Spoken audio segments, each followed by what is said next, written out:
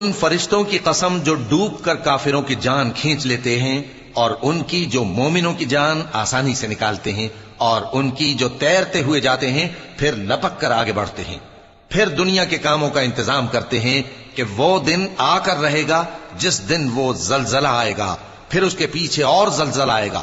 اس دن لوگوں کے دل خوف زدہ ہوں گے اور آنکھیں جھکی ہوئی۔ کافر کہتے ہیں کیا ہم الٹے پاؤں پھر لوٹیں گے؟